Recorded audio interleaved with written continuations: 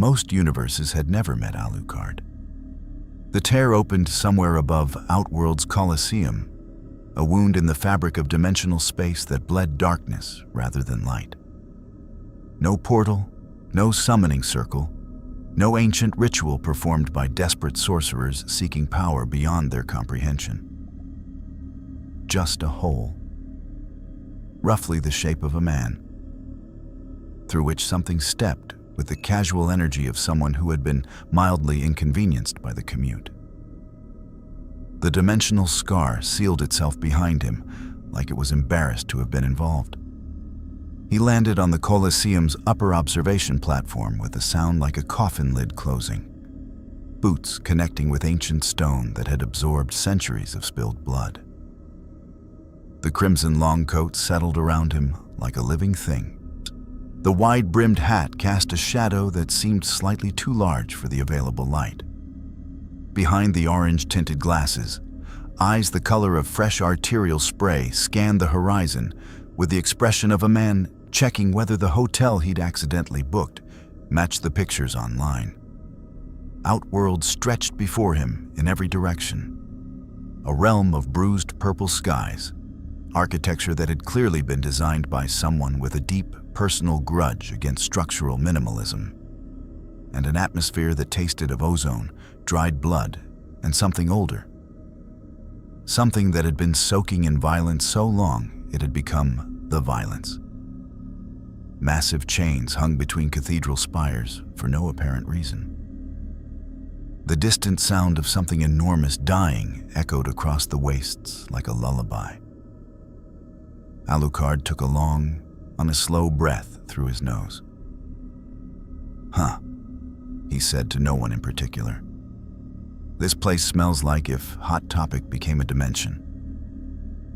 He reached into his coat, produced a flask of what was almost certainly not water, took a measured sip, and regarded the landscape with the detached interest of a tourist deciding whether the local cuisine was worth the risk. Below him, the Koliseum floor was occupied by approximately 400 Outworld soldiers in various states of intimidating armor, all of whom had stopped what they were doing to stare at the figure who had materialized from a dimensional tear above their heads. This was, he noted, a significant audience. "Excellent," Alucard said, and smiled. It was the kind of smile that made evolutionary sense as a warning signal. The same reason certain frogs were brightly colored, and the same reason certain flowers smelled like rotting meat. Nature's way of saying, whatever you're thinking about doing next, reconsider. The soldiers did not reconsider. Soldiers rarely did. It was, honestly, one of the things he appreciated most about them. The first spear cleared the platform railing and passed through his chest with a wet sound, emerging from his back, trailing a ribbon of red. Alucard looked down at it with the mild curiosity of someone who had found an unexpected pen in their jacket pocket. The wound sealed itself in approximately 2 seconds, flesh knitting back together with a sound like tearing paper played in reverse. He reached behind himself, pulled the spear free, examined the tip with apparent interest. He then set it down beside him with the careful deliberateness of someone who wanted the owner to know he'd seen it. "I'm going to need you all to understand something," he said pleasantly, his voice carrying across the Koliseum with effortless projection. "Before this goes any further, that," he gestured to the rapidly disappearing wound, "that's not a parlor trick. That's not a warning. That's just Tuesday. We clear?" The soldiers were not clear. More spears followed, then crossbow bolts. Then what appeared to be a large chunk of masonry hurled by something with too many arms standing in the back. Each projectile passed through him, around him, or was absorbed into the shadow that pooled at his feet like a living oil slick, with precisely the effect of throwing rocks at a particularly relaxed ocean. He didn't move. He didn't flinch. He stood with his hands clasped behind his back, and the patient expression of a man waiting for a bus that he knew was coming eventually. When the volley concluded, he straightened his hat. "Better?" he asked. The Koliseum was very quiet. "No? Still not better? Okay." He reached into his coat and produced the jackal, a weapon that looked less like a handgun and more like a personal philosophy rendered in chrome and malice, inscribed with scripture along its considerable length, chambered in ammunition that had been specifically engineered to kill things that shouldn't be killable. He held it up, not pointing it at anything, just displaying it. An introduction. Allow me to escalate the conversation. He fired once into the stone floor of the platform, and the report of the jackal was not so much a sound as a declaration, a concussive announcement that rewrote the acoustic memory of everything within earshot. The stone where the round struck didn't chip. It didn't crack. It apologized for existing in the wrong place and ceased to do so in a roughly 3-foot radius. 400 soldiers took 3 steps backward in perfect unison. "There we go," Alucard said warmly. "Now we're communicating." He descended the platform stairs at a leisurely pace, hands back behind him, coat trailing, the shadow at his feet spreading slightly with each step as though tasting the ground ahead. The soldiers parted before him with the frantic energy of a crowd, clearing space for something they had collectively decided was not their problem anymore. He stepped into the center of the Koliseum floor. He turned slowly, examined the architecture with what appeared to be genuine aesthetic appreciation, and made a small approving sound. "Okay," he conceded. "Points for the bones. Very committed to a bit." Somewhere above, in the Emperor's observation box, something massive stirred. If you want to see more crossover battles and unexpected universe collisions, hit that subscribe button and drop the name of a character and universe you'd want to see in the comments below. Let's explore the infinite together. The throne scraped against ancient stone, and a shadow fell across the Koliseum that had nothing to do with the bruised outworld sky. Alucard looked up, orange glasses catching the light, and for the first time since his arrival, the smile on his face shifted into something slightly different. It's something that, in a human being, might have been called anticipation, and in Alucard was probably called lunch. "Oh," he said softly, with the particular warmth of a man who has just discovered the hotel does in fact have room service. "Hello, Shao Kahn did not walk. Emperors did not walk. Walking implied effort, and effort implied that the destination held some power over the traveler. That arrival was a gift the universe granted, rather than a right the powerful simply took. Shao Kahn descended, which was a different thing entirely. A movement that reorganized the gravitational priorities of everything nearby to acknowledge that something of supreme consequence was passing through. The Koliseum's observation box gave way to a staircase that hadn't existed 30 seconds ago, conjured by architecture that understood its emperor's moods the way weather understood pressure systems. He was enormous in the way that certain geological features were enormous. Not merely large, but scaled to communicate a specific philosophical point about the smallness of everything else. The warhammer rested across one massive shoulder with the casual ease of a man carrying an umbrella. The skull-faced helmet caught the outworld light and fractured it into something that looked less like illumination and more like a warning. Behind the helmet's gaze, eyes burned with a particular quality of intelligence that had spent millennia converting everything it observed into either an asset or a corpse. 400 soldiers, who moments ago had been collectively reconsidering their career choices, straightened with visible relief. The Emperor was here. The Emperor would handle the strange man in the red coat. The Emperor handled everything. Shao Kahn reached the Koliseum floor and stopped, regarding Alucard across 30 feet of ancient, a blood-seasoned stone with the measuring gaze of a conqueror who had cataloged threats across 10,000 years of interdimensional warfare. The silence stretched. In the Emperor's experience, silence at this juncture served a tactical purpose. It allowed whatever foolish creature had wandered into his arena the opportunity to comprehend the full magnitude of what it was facing. Most things, confronted with the physical reality of Shao Kahn at close range, experienced a rapid reassessment of their confidence. Alucard used the silence to adjust his hat. "You know," the vampire said conversationally, tilting his head at a slight angle, "in my world, we have a thing called the guy who walks in like he owns the place. I respect it. I do it constantly. But you..." He gestured vaguely at the totality of Shao Kahn's presence. "No, you walk in like the concept of ownership was invented specifically to describe your relationship with places.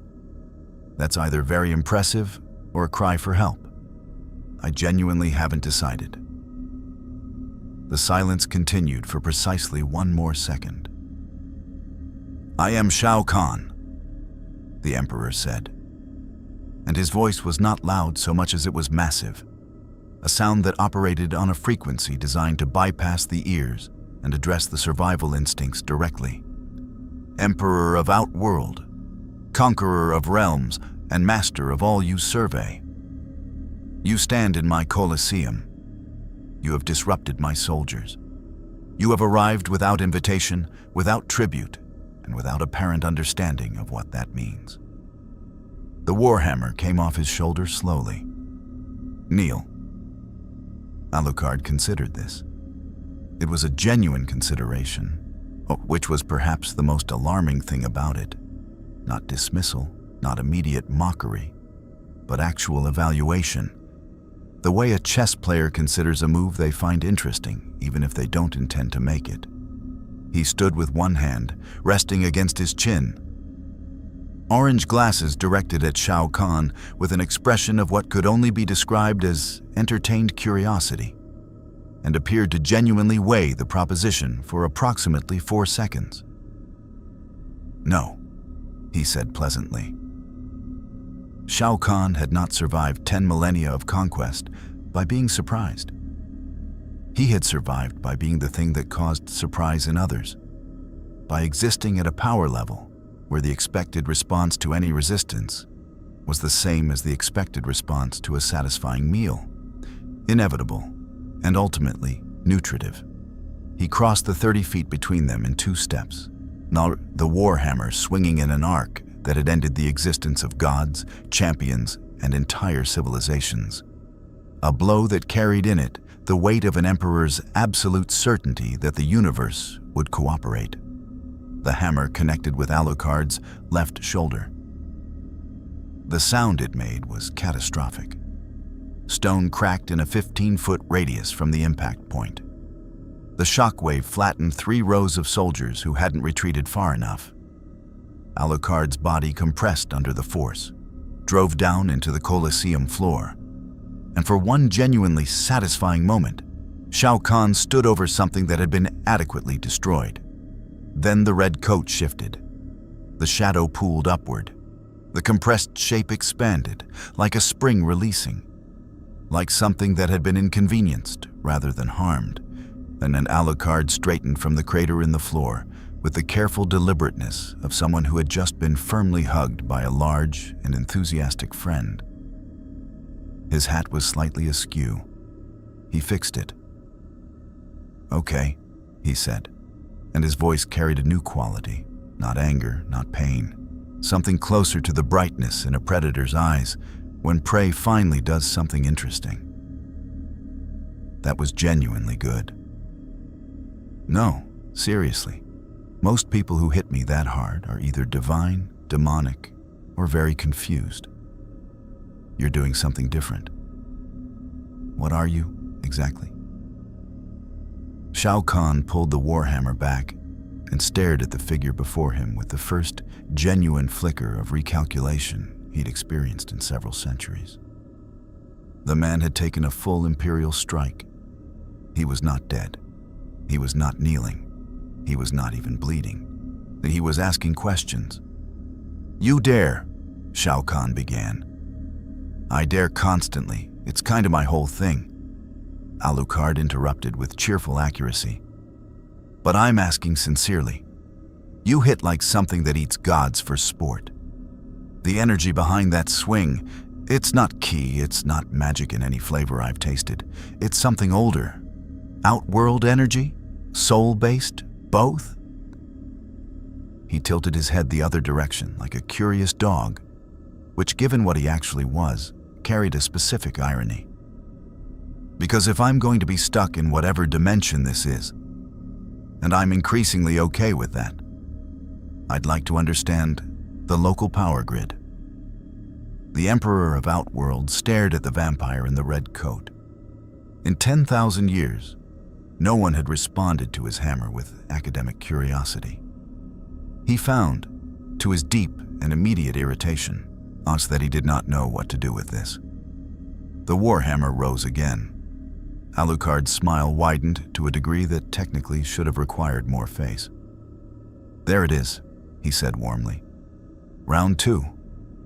I was worried you were going to talk at me." Round 2 lasted 47 minutes. This was, by Outworld's considerable standards, extraordinary. The Koliseum had hosted 10,000 years of combat. Champions against champions, gods against mortals. Entire species represented by their finest warriors in contests that decided the fate of realms.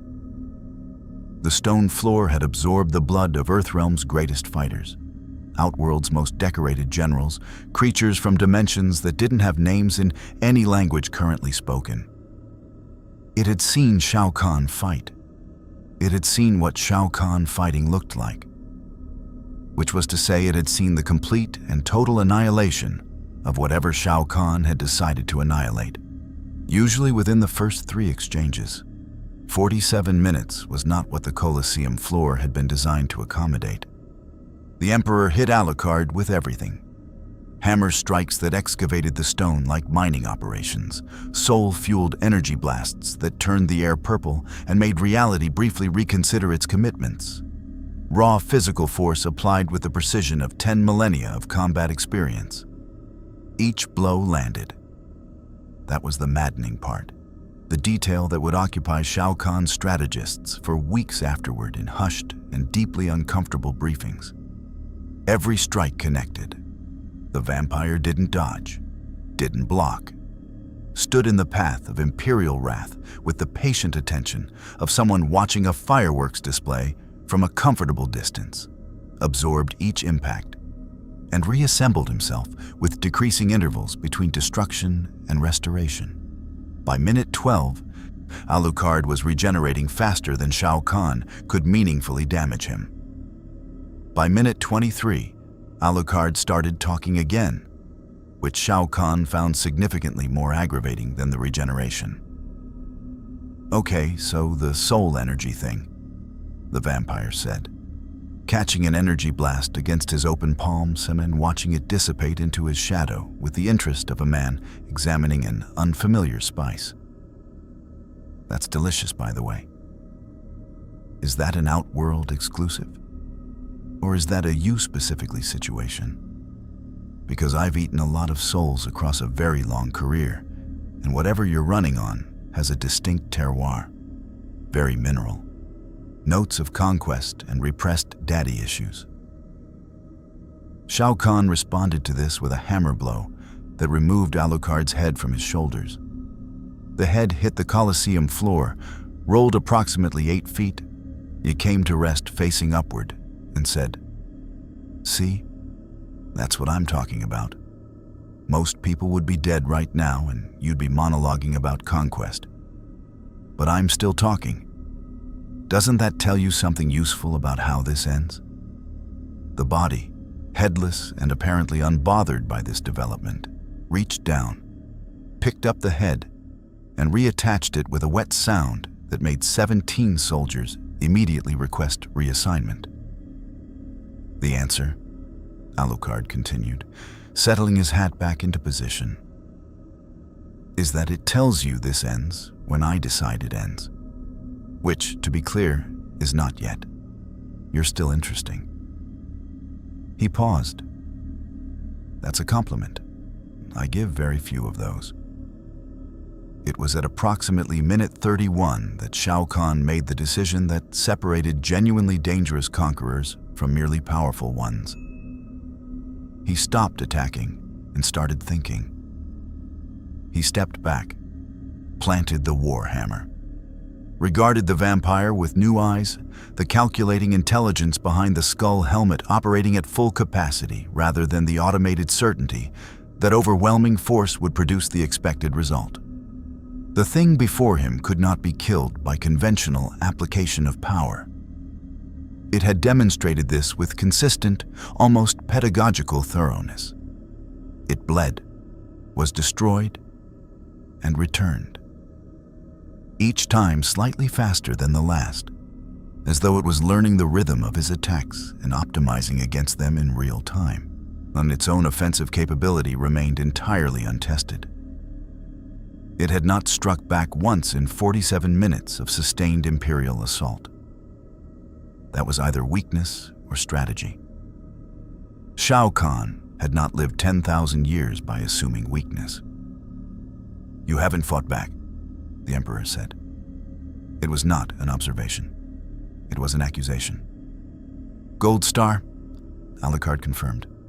"Took you 31 minutes. I was starting to worry." "Why?" The vampire appeared to consider how honest to be. It was, from the outside, a genuinely interesting expression. Not calculation, not deception, but something closer to the authentic deliberation of a being who was deciding whether to be cruel or educational, and couldn't quite determine which would be more entertaining. "Because," he said finally, "I wanted to see your ceiling. What you're capable of when you're trying to kill something and it won't die. That's important diagnostic information." He tilted his head. "You have a very high ceiling, genuinely impressive. In my world, the things that could hit like that could also level cities and cow entire supernatural hierarchies. You do very well there." A pause. "You'd also be dead within a week, but you do very well right up until that point." The Emperor's eyes narrowed. "You believe you can kill me. I believe I can kill anything," Alucard said with the particular quality of someone stating a well-documented fact rather than making a claim. But that's not the interesting question. He began walking, a slow circuit of the crater-riddled Koliseum floor, hands behind his back, coat trailing. The interesting question is what you are, what this place is, and why the dimensional membrane between wherever I was and wherever this is was thin enough for me to fall through. He stopped. Also, whether there's anyone else here worth talking to, because as delightful as you are, I get the sense you're not the most complex thing in this dimension. This was, objectively, one of the most insulting things anyone had said to Shao Kahn in recorded history. The Emperor processed it. Processed the 47 minutes of fruitless assault. Processed the academic curiosity, the regeneration, the talking head, the complete absence of fear from something that had every tactical reason to be afraid. "You are not a champion," Shao Kahn said slowly. "Not a sorcerer, not a god of any pantheon I recognize. What are you?" Alucard smiled with every tooth. "I'm the thing," he said. "Me that your dimension didn't have a category for until about 47 minutes ago." He spread his arms in a gesture that managed to encompass the entire ruined Koliseum. "You're welcome, by the way. Free category. Consider it a gift." High above them, undetected by anything in Outworld, a bolt of lightning moved in a direction that lightning did not naturally travel. Inward, purposeful, drawn toward the dimensional anomaly the way iron filings move toward a magnet. Raiden had felt the tear, Raiden arrived the way gods arrived, when they were deeply concerned but professionally obligated to appear composed. In a column of white lightning that scorched the Koliseum's upper archway, thunder rolling across Outworld's bruised sky like a polite but firm knock on a door that hadn't been knocked on in several centuries. The thunder god of Earthrealm landing in Outworld uninvited was, by any reasonable diplomatic standard, an act of significant provocation. Raiden had weighed this. He had also weighed the dimensional readings coming from the Koliseum, energies that his centuries of cosmic awareness had no framework for, a signature that existed outside every taxonomy of power he had ever catalogued, and had determined that provocation was the significantly lesser problem. He landed on the Koliseum floor between Alucard and Shao Kahn with the practiced authority of someone who had inserted himself between catastrophic forces before and understood that positioning was everything. Liu Kang landed to his left, Kung Lao to his right. Liu Kang had the focused calm of Earthrealm's greatest champion, a man who had defeated gods and emperors through a combination of extraordinary discipline and the particular stubbornness of someone who genuinely believed good could win if it was willing to bleed enough. Kung Lao had the razor-edged hat and the expression of someone who was already slightly annoyed and had not yet determined the primary target of that annoyance. Raiden looked at Shao Kahn, then at the Koliseum floor, which now resembled a geological survey of a region that had experienced significant seismic activity. Then at Alucard. "What?" Raiden said, with the careful precision of a man who had asked this question about many things across many centuries, but rarely with quite this level of genuine uncertainty. "Are you?" "Oh, good," Alucard said, brightening visibly. "New people. And one of them is a god? Actual god?" He tilted his head at Raiden with fresh academic interest. "Not a demon pretending? Not a very old human with good branding? Legitimate divine portfolio? Worshippers? The whole arrangement?" "I am Raiden, protector of Earthrealm," the Thunder God confirmed with the gravity appropriate to that statement. "Fascinating," Alucard said, and genuinely appeared to mean it. "You feel different from the big one." He gestured at Shao Kahn, less soul-heavy, more elemental, like the difference between a mountain and a storm. Both impressive, different underlying architecture. He produced his flask again, took a sip, and regarded Raiden over the rim with the expression of a sommelier encountering an unexpected vintage. "Do all your gods feel like that, or is that a you specifically thing?" Liu Kang stepped forward. "Who are you? How did you get to Outworld? What is your allegiance?" "Liu Kang," Raiden said quietly, with the tone of a man suggesting de-escalation through body language alone. "3 questions. Efficient. I respect that," Alucard said. "Alucard? Fell through a dimensional weak point. Mechanism unclear. Investigating." And he appeared to find the 3rd question genuinely amusing. "Allegiance. That's a complicated word. I serve one master. She's small, terrifyingly competent, and currently in a different dimension, which means, for practical purposes, I'm operating on independent contractor status." A pause. "So, no allegiance you need to worry about. Unless you're planning to threaten me, in which case the answer becomes actively none." Kung Lao's hand moved to his hat with the reflexive precision of long habit. "I wouldn't," Alucard said, without looking at him. Kung Lao's hand stopped.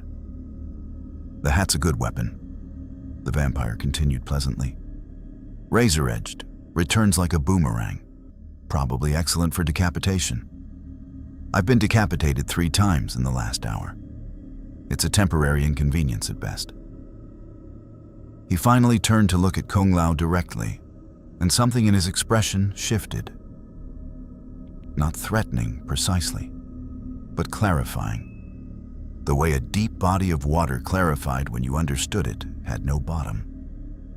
I'm telling you this because I'd rather have an honest conversation than a demonstration. Demonstrations are messy, and I've already made enough of a mess of your Emperor's floor. Shao Kahn, who had been observing this exchange with the contained fury of a man watching someone successfully socialize with his enemies in his own arena, made a sound that communicated several things simultaneously. That this was his Koliseum, that these Earth Realmers were trespassing, and that the situation had evolved beyond any template he had operational protocols for. Raiden turned to the Emperor. Shao Kahn, whatever this being is, it did not come here under Earthrealm's auspices. We have no more claim to it than you do. It defeated my forces, Shao Kahn said, which was not entirely accurate. His forces had failed to meaningfully affect Alucard, which was a different and more troubling statement. In my Koliseum, I didn't defeat anyone, Alucard interjected mildly. I absorbed some spears and had a very educational conversation with your hammer. Nobody died. I'm almost proud of my restraint. He looked at his own hands thoughtfully. Almost. Raiden turned back to the vampire with the expression of a man recalibrating his entire threat assessment framework in real time. The dimensional readings he had followed here had suggested something powerful and anomalous. The reality was something powerful, anomalous, and chatty, which was somehow more difficult to process than pure destruction would have been. Pure destruction had protocols. This had none. You said you fell through a dimensional weak point, Raiden said carefully. Do you know why? Not yet, Alucard admitted, which appeared to be a genuine admission rather than a tactical concession. I was in the middle of something tedious.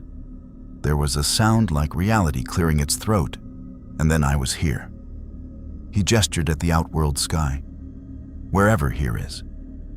Outworld, Raiden said. A realm adjacent to Earthrealm, currently in a state of perpetual conquest, Alucard supplied. Yes, I got that from the architecture. And the chains, very committed aesthetic. He looked between Raiden and Shao Kahn with an expression that contained, beneath its surface amusement, something considerably more attentive. So, I have a god of Earthrealm, an emperor of Outworld, and two very capable-looking fighters all in the same crater-filled arena. Either this is a very well-attended diplomatic incident, or someone's about to make a very bad decision. Kung Lao and Liu Kang exchanged a look. We came to assess the dimensional anomaly, Raiden said, to determine whether it posed a threat to Earthrealm. And? Alucard asked pleasantly. Raiden looked at the ruined Koliseum floor, at Shao Kahn's expression, which was the expression of a man who had hit something with his best effort for 47 minutes and produced no meaningful result. At the vampire in the red coat who was sipping from a flask in the middle of all of this, with the comfortable energy of someone at a garden party. And, Raiden said slowly, I believe the assessment requires more data. Sensible, Alucard agreed, when he produced a second flask from somewhere in his coat, where, geometrically, it should not have fit, and held it out toward Raiden. Drink? Raiden stared at the flask. It's blood, Alucard added helpfully. But good blood. Vintage. I have standards. The thunder god of Earthrealm declined. Liu Kang was already quietly calculating distances to the nearest exit. Not because he was afraid, Earthrealm's champion did not do afraid, but because something in his extensive combat experience was transmitting a very clear signal, the kind that had kept him alive through encounters with emperors and sorcerers and fallen gods. A signal that translated roughly as, whatever this thing is, we do not fully understand it yet, and we should not pretend that we do. In this assessment, Liu Kang was entirely correct. Kitana found him at the edge of the Koliseum's outer wall, where Outworld's wastes stretched toward a horizon that looked like a painting made by someone who had only ever experienced suffering as an aesthetic choice. He was sitting on the wall's parapet with his legs dangling over a 100-foot drop, coat pooling around him, hat tilted back slightly, watching the sky with the patient attention of someone waiting for it to do something interesting. The flask was in his hand. The castle and jackal rested beside him on the stone like sleeping animals. He didn't turn when she approached. He also didn't pretend not to notice her, which she found immediately more interesting than either aggression or obliviousness would have been. "You move like someone who's been trained to be silent since childhood," he said, without turning. "But there's something underneath the training. Older. Like the silence comes naturally, and the training just refined it." A pause. "How old are you?" Kitana stopped 6 feet away. Combat distance, instinctive, trained into muscle memory by 10,000 years of survival in a court where survival was not guaranteed. She had approached because Raiden had suggested someone attempt a conversation that wasn't Shao Kahn trying to destroy the anomaly, or Liu Kang trying to categorize it. She had approached because in 10,000 years, she'd developed an instinct for things that existed outside normal taxonomies. And this thing was so far outside every taxonomy she possessed that her curiosity had physically overridden her caution. She had also approached because something about the way it sat, not threatening, not performing, just existing with a completeness that most beings never achieved, reminded her of age. Real age. The kind that stopped being a number and became a quality, a density, a different relationship with time than younger things had. 10,000 years, she said. He turned then. The orange glasses caught the outworld light and fractured it. The expression on his face was not what she had expected. Not predatory, not dismissive. Not the performance of interest that powerful beings often deployed as a social tactic. It was genuine. Quietly, specifically genuine, the way a very old thing recognized another very old thing across a crowded room. He said. Then, with something that, in a different being, might have been called warmth. Finally. She came closer. Not to combat distance, past it, to the distance of a conversation, which was either the bravest or the most strategically interesting decision she had made all week. She stood at the parapet's edge and looked at the waste horizon the way he had been looking at it. And for a moment, neither of them said anything, which was its own kind of communication between things that had been alive long enough to understand that silence could be more honest than words. "You're not what Shao Kahn's reports described," she said. "What did they describe?" "A monster, unkillable, possibly divine in origin, possibly demonic, definitely a threat to Imperial stability." 2 out of 4, he said agreeably. "I'm not divine. I'm also not a threat to Imperial stability specifically. I don't have strong feelings about your Emperor's political arrangements. I do have strong feelings about being called a monster by things that have done considerably more monstrous things than I have. But that's a sensitivity I'm working on." He took a sip from the flask. "In therapy, hypothetically, if I had a therapist, which I don't because the last one had a very bad time." Kitana looked at him sidelong. "You're nothing like what came through that dimensional tear should have been. What were you expecting? Something that destroyed without thinking, something purely destructive." She paused. The readings from the tear suggested power without limit. "Oh, the power without limit thing is accurate," Alucard said mildly. "I'm just also a person. The two things coexist. People find that more unsettling than pure destruction, interestingly enough. Pure destruction has a logic.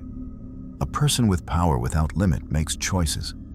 And choices are terrifying because they can't be predicted by threat assessment models. He tilted his head at her. You've been in a court of absolute power for 10,000 years. You understand this better than most. She was quiet for a moment. You've been studying us. I study everything. It's a survival habit from when survival was less guaranteed. He leaned back slightly on the parapet, weight shifting with comfortable carelessness over the 100-foot drop. 10,000 years in Shao Kahn's court. You're not loyal to him. The way you carry yourself, the weight of it. That's not devotion. That's endurance. You've survived by being useful and invisible in the ways that matter. But you're here talking to me instead of anywhere safer, which means you have your own agenda. He looked at her directly. What do you want to know? The directness of it should have been offensive. In her experience, powerful things that saw through people used that sight as leverage, as a prelude to manipulation or threat. He was using it as an opening, an honest one, which was somehow more disarming than any manipulation would have been. Whether you're going to be a problem, she said. Define problem. A destabilizing force. Something that shifts the balance between realms in a direction that costs lives. He appeared to consider this with genuine seriousness, which she had not expected. I don't have a stake in your realm's political arrangements, he said finally. I don't want territory. I don't want subjects. I don't want to conquer anything. Conquest is exhausting and the administrative burden alone is prohibitive. He glanced at her. I want to understand where I am and why I'm here. After that, a slight shrug, the coat shifting. I'll make decisions based on what I find. That's not reassuring. No, he agreed. It's honest. There's a difference. He looked back at the horizon. 10,000 years and you're still here. Still navigating. Still surviving a court that should have consumed you. Something in his voice shifted, almost imperceptibly, to a register that was less performance and more the plain observation of one very old thing to another. That takes a specific kind of strength. The kind that doesn't look like strength from the outside. Kitana said nothing for a long moment. The sorcerer has been watching you since you sat down here, she said finally. Alucard didn't move, didn't look around. Somewhere in the middle distance, a shadow that had been very convincingly shaped like a rock formation shifted almost imperceptibly. I know, Alucard said. He's been watching since the Koliseum. He moves quietly too, but his energy signature is... He made a small, expressive gesture. Greasy.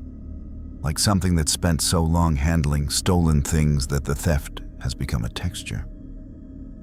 He picked up the jackal from the parapet beside him without looking at the shadow. How dangerous is he? Shang Tsung, Kitana said quietly. The most powerful sorcerer in Outworld. He consumes souls, uses them to fuel his magic and maintain his life. The quality of Alucard's stillness changed. It was subtle, nothing visible, and nothing that would have registered to anyone without the specific sensitivity of 10,000 years of survival instinct. But Kitana felt it.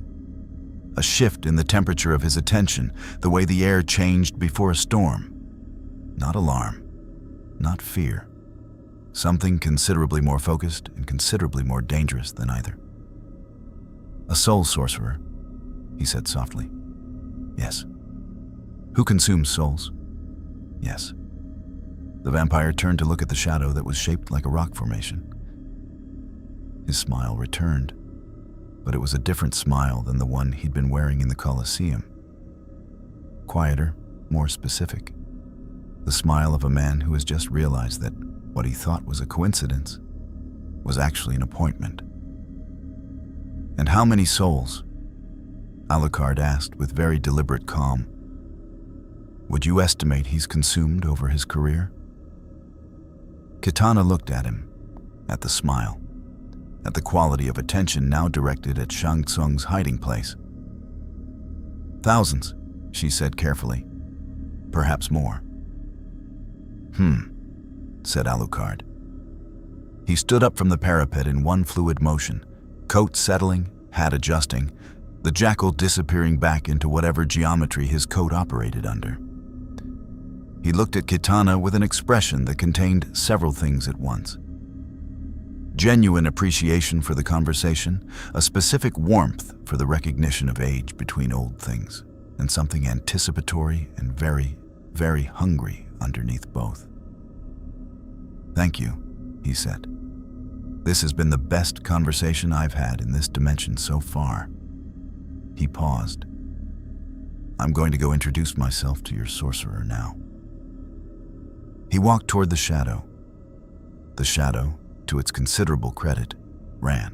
Shang Tsung ran the way sorcerers ran when they understood they had made a categorical error. Not in panic, which was for lesser minds, but in the rapid, methodical retreat of a man reorganizing his threat assessment, while simultaneously creating as much distance as possible between himself and the thing he had drastically underestimated.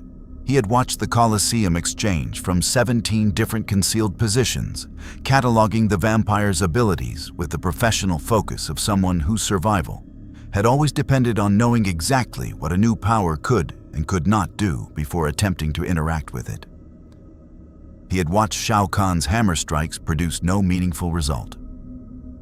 He had watched the regeneration, the shadow pooling, the casual absorption of imperial force. He had not critically watched Alucard's eyes when Kitana mentioned soul consumption. He was running because he had seen them now. The soul sorcerer moved through Outworld's outer corridors with the confident navigation of a man who had spent centuries learning every shadow, every shortcut, every hidden passage in this realm's geography. He shifted his appearance twice, first to a palace guard, then to a merchant, the stolen faces settling over him like costumes, each transformation burning a sliver of the soul energy he kept in constant reserve. He moved through a crowded market district where Outworld civilians, strange, hardy creatures shaped by a realm that treated survival as a competitive sport, gave way around him with the instinctive deference that power projected, even in disguise. He was 3 districts from a portal that would take him to his tower when he became aware that his shadow was wrong. Not wrong in the way shadows were wrong when the light source moved. Wrong in a deeper, more structural sense. Wrong in the way a reflection was wrong when it started making independent decisions. His shadow, cast by Outworld's amber street lighting across the market's stone pavement, was moving in a direction that his body was not moving. Was reaching, spreading laterally with the patient deliberation of something that had been given a direction and was following it without urgency, because urgency implied doubt about the outcome. Shang Tsung stopped. He turned.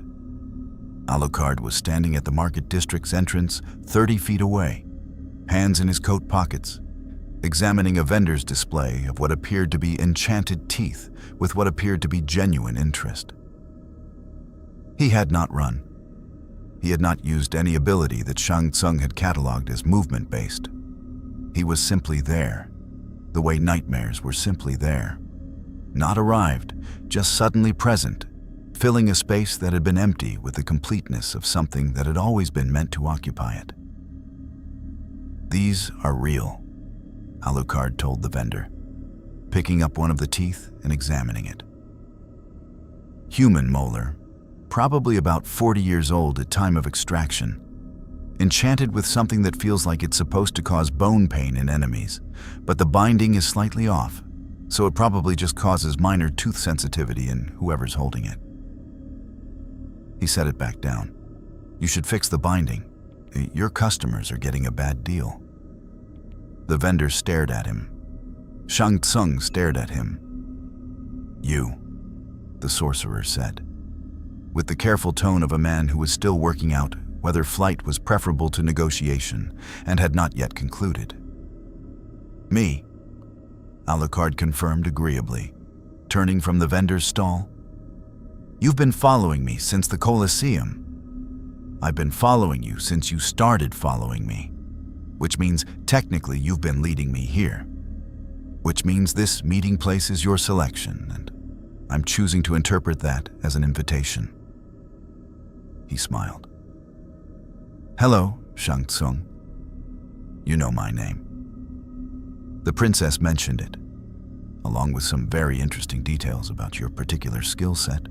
He began walking toward the sorcerer at the unhurried pace that was somehow more threatening than a sprint. Some soul consumption, soul-fueled magic, centuries of practice. I'm going to assume the collection is substantial. Shang Tsung's hands came up, soul fire gathering between his fingers, green-gold energy that coalesced with the practiced ease of a man who had weaponized stolen life force for longer than most kingdoms had existed. He had killed champions with this fire, had consumed gods, had held his own against every category of threat Outworld and Earthrealm between them had produced. "Whatever you are," Shang Tsung said, with the focused calm of a man lighting a very large candle, "you can be consumed. Everything with a soul can be consumed." "Bold thesis," Alucard said. "Let's test it." The soul fire hit him in the chest. Not a small demonstration, not a warning shot, but the full concentrated output of one of Outworld's most powerful sorcerers, delivered with the intention of total spiritual annihilation. It burned green gold against the red coat, wrapped around him, sought the edges of his soul the way a key sought a lock, the way hunger sought food, the ancient and terrible mechanism of Shang Tsung's power engaging with something it had been designed to consume. It found the soul. It found, specifically, approximately 3 million of them. The soul fire stopped. Not blocked, not deflected. Stopped, the way a river stopped when it hit an ocean. Not because the ocean resisted, but because the difference in scale made the concept of resistance irrelevant. Shang Tsung's power, which had consumed everything it had ever touched, touched the edge of what Alucard contained and experienced something it had never experienced in centuries of operation.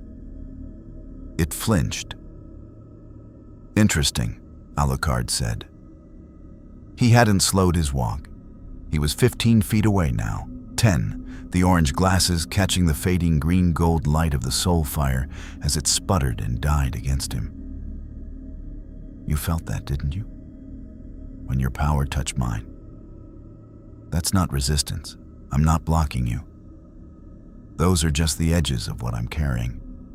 The surface." He stopped 5 feet away and looked at Shang Tsung with an expression of clinical fascination. "How many souls do you think I have, Shang Tsung?" The sorcerer, who had not experienced fear as a primary emotion in several centuries, was experiencing something adjacent to it now. Not fear exactly, but the cold, a clear recognition of a predator by another predator. The specific understanding that the hierarchy he had operated within his entire life had just revealed another tier above it. "What are you?" Shang Tsung breathed. "I'm the thing," Alucard said, echoing what he'd told Shao Kahn with a different weight this time. A weight that came from letting his presence expand slightly, the shadow around him deepening, the millions of souls he carried pressing briefly against the surface of his containment like faces against glass. That ate the monsters. He tilted his head. "You collect souls. I am a collection. There's a meaningful difference." Shang Tsung took one step back. "Here's what's going to happen," Alucard continued pleasantly. "You're going to stop trying to catalog my weaknesses for whatever scheme you're building. Not because I can't handle the scheme. I can, and we both know it now. But because your energy is better spent on something more interesting. He paused. I want information about this dimension, its power structures, its history, its significant threats. You've been alive long enough to have all of that, and you're clearly smart enough to know that trading information is better than trading injuries. Another pause. Also, I want you to know that I can feel every soul you're carrying right now. Every one. Their edges, their quality, their histories. His voice dropped to something quieter, more private. They're not comfortable. Something moved across Shang Tsung's face that was not quite guilt and not quite shame, but lived in the same neighborhood. You can't free them, the sorcerer said, and then it came out less like a challenge and more like a question he was hoping had the answer he expected. No, Alucard said, but I can make you very aware that I know they're there. Every moment you spend in my vicinity. He let that settle. So, information. Shang Tsung looked at the vampire for a long moment, at the shadow, at the depth behind the orange glasses, at the smile that wasn't performing anymore. That was just the natural resting expression of something that had eaten enough of the world to be comfortable in any part of it. There is, the sorcerer said slowly, a tournament. Mortal Kombat. The fate of Earthrealm decided by combat. 10 consecutive victories required for conquest rights. He paused. Shao Kahn grows impatient with its constraints. And when he stops being patient? Invasion, Shang Tsung said. Most full scale, regardless of the tournament's outcome. Alucard nodded slowly, as though this confirmed something he had suspected. And the other players? Beyond your emperor and his court? Shang Tsung hesitated for exactly 1 second. The hesitation of a man deciding how much of a hand to show. Then, apparently concluding that partial honesty was survivable, while further deception was not. There are powers in the Netherrealm you haven't encountered yet. Forces that would be very interested in what you are. The Netherrealm, Alucard repeated. He appeared to taste the word. An underworld? The realm of death and darkness, ruled by sorcerers and dark gods. Shang Tsung watched him carefully. It would call to something like you. Alucard was quiet for a moment, looking at the amber-lit market around them, at outworld civilians navigating their brutal daily existence with the practiced efficiency of people who had never known anything gentler, at the bruised sky above with its perpetual suggestion of impending violence. Take me there, he said. Shang Tsung blinked. The Netherrealm is not... I didn't ask for a risk assessment, Alucard said cheerfully. I asked for a guide. You know the way. You have a reason to put me somewhere other than Outworld where I'm becoming an inconvenience to your emperor. And I have a reason to go somewhere that might have answers about dimensional mechanics. He spread his hands. Mutually beneficial. Your favorite kind of arrangement. The sorcerer stared at him. Then, with the expression of a man who had made many bad decisions across a very long life, and had developed the wisdom to recognize another one approaching, and the pragmatism to make it anyway. Follow me. The Netherrealm was not a place that was entered so much as a place that was admitted to. A distinction that mattered because entry implied the traveler had agency in the process, while admission implied that something on the other side had made a decision about you. The portal Shang Tsung opened in Outworld's lower districts was a wound in dimensional fabric that bled cold instead of darkness, a temperature drop so severe and so sudden that the air around it crystallized, frost forming on ancient stone in patterns that looked uncomfortably like reaching hands. The sorcerer stepped through with the practiced ease of a man who had made this crossing enough times to stop finding it remarkable. Alucard stepped through with the expression of a man arriving at a party he hadn't been invited to, but was reasonably confident he was going to enjoy. The Netherrealm received them both. It was, in Alucard's extensive experience of dark places, and his experience was extensive in the way geological records were extensive, layer upon layer of accumulated observation going back further than most civilizations. Genuinely impressive. Not beautiful. Beauty was the wrong category. It was committed in the way that only places that had been soaking in a single purpose for long enough to become that purpose were committed.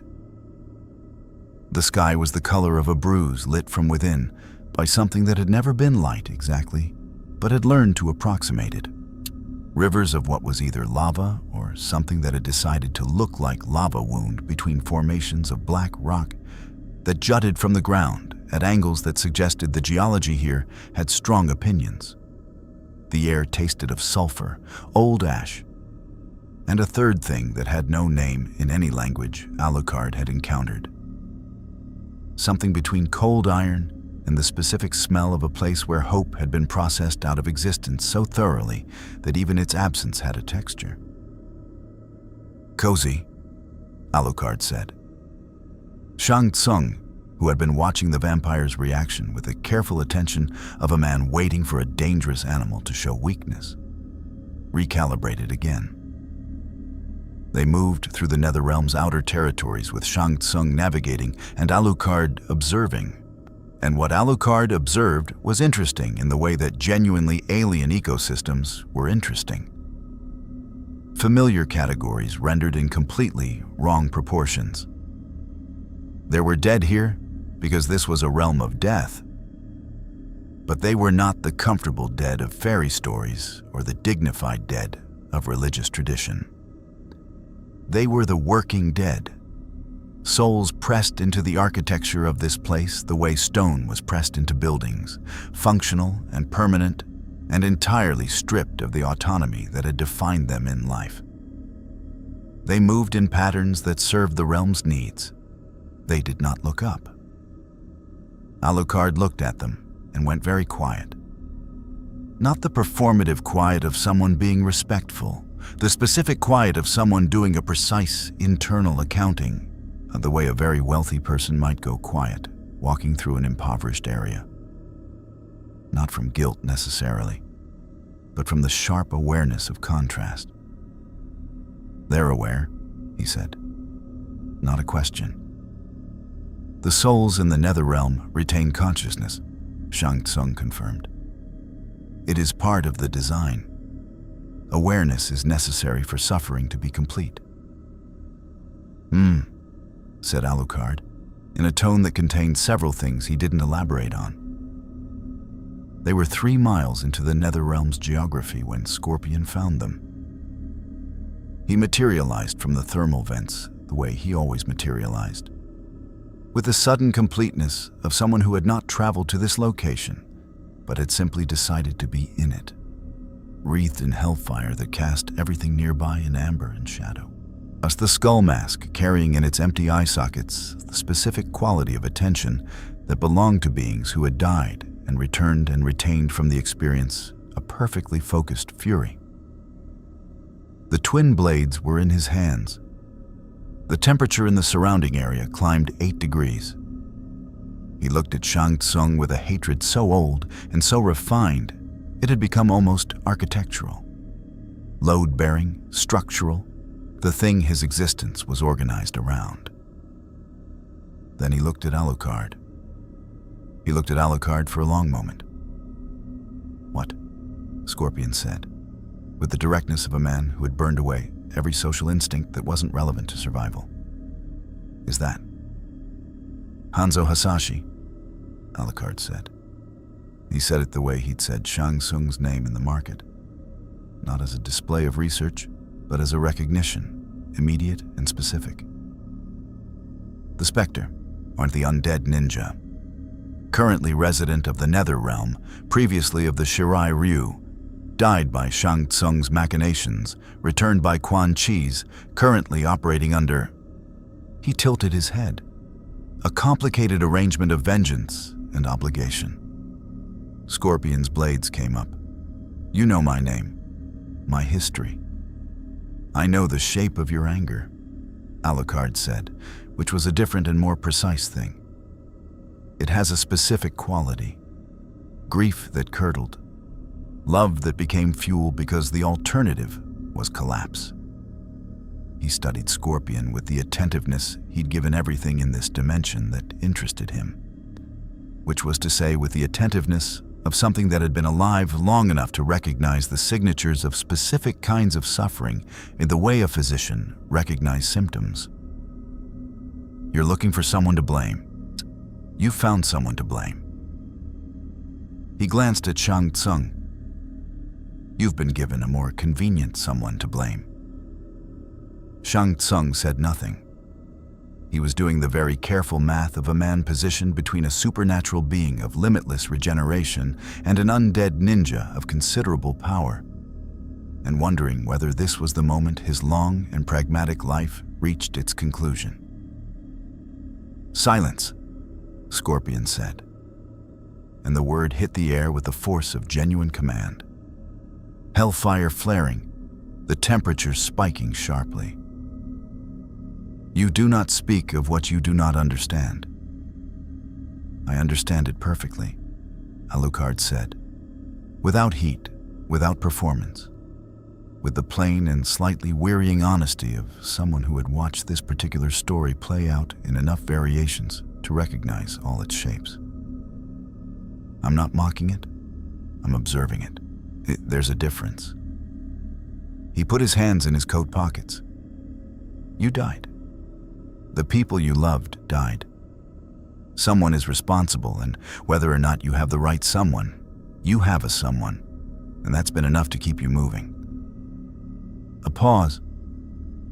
I'm not going to tell you it's wrong. It's kept you alive, kept you existing, which for something in your condition is the same thing. He looked at Scorpion directly, orange glasses reflecting the hellfire. I'm just saying I recognize it. The blade stayed up. The hellfire didn't diminish. But something in Scorpion's posture changed, not softening.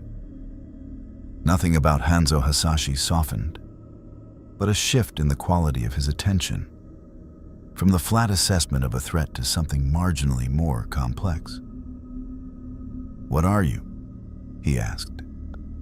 And unlike Shao Kahn's demand and Raiden's careful inquiry and Shang Tsung's predatory analysis, this question had a different quality. The quality of someone asking because they genuinely wanted to know, rather than because the answer would inform a tactical decision. Something that died and came back, Alucard said. Several times, in several different ways. The last one was the most interesting. The one that made me what I am now, rather than just what I was before. He tilted his head. We have that in common. The dying and the returning and the being different afterward. Scorpion was quiet for a moment that stretched long enough to have its own weather system. You move through the Netherrealm, the Spectre said finally, without fear, without the markings that grant passage, and without the recognition of its lords. He studied Alucard with fresh attention. Why does it permit you? Alucard glanced around at the Netherrealm's landscape, the architecture of pressed souls, the rivers of fire or something, the sky that had never been a sky, and appeared to genuinely consider the question. Because it recognizes what I carry, he said. Places like this, realms built on death, organized around it, powered by it, they know their own. The souls inside me have been here longer than I have, in some sense. He paused. I'm not a visitor to places like this. I'm a related phenomenon. Shang Tsung, who had been very carefully edging toward a position equidistant between the two beings while this conversation unfolded, stopped edging when Alucard glanced at him without turning his head. Stop moving, Alucard said pleasantly. Shang Tsung stopped moving. Scorpion looked between them with the measuring gaze of a man recalculating an entirely new set of variables. Then, with the abruptness that characterized every decision he made that wasn't driven by rage, Quan Chi is aware of your presence. The other sorcerer, Alucard said, the one you mentioned. He looked at Shang Tsung, your colleague. Rival, Shang Tsung corrected stiffly. He has been aware, Scorpion continued. Since you crossed into the Netherrealm, he has been preparing. A pause waited with something that wasn't quite warning and wasn't quite alliance, but existed in the complicated space between. He will offer you something. Whatever he offers, the cost is higher than he states. Alucard absorbed this. Yuck, you're warning me. I am telling you what I know, Scorpion said, with the precision of a man who had strong feelings about the distinction between those two things. What you do with it is your concern. Why? The specter was quiet for exactly 3 seconds. Because you looked at the souls pressed into this realm's walls, Scorpion said, and you went quiet. And whatever you are, whatever you carry, whatever you've done, that was a real response. He turned, hellfire diminishing, the skull mask carrying its emptiness back toward the thermal vents. Real responses are rare here. He was gone between one breath and the next, the way fire was gone when the fuel ran out, completely, without gradual diminishment. Alucard stood in the Netherrealm's amber dark and looked at the space where Scorpion had been. He said softly, to no one in particular. Then louder, to Shang Tsung. Take me to Quan Chi. Quan Chi's fortress existed in the Netherrealm, and the way certain ideas existed in corrupt minds. Not built so much as manifested, willed into physical reality by a consciousness that had spent so long organizing the world around its own needs that the world had eventually cooperated. It rose from the black rock landscape in towers that defied structural logic, geometry that worked in the Netherrealm because the Netherrealm had decided physics was a suggestion rather than a requirement. The stone was the color of old bone. The windows burned with a cold green light that was the visual equivalent of something deeply untrustworthy. Skulls featured prominently in the decorative scheme, which Alucard noted with the appreciation of someone who respected commitment to a visual identity, even when that identity was aggressively on the nose.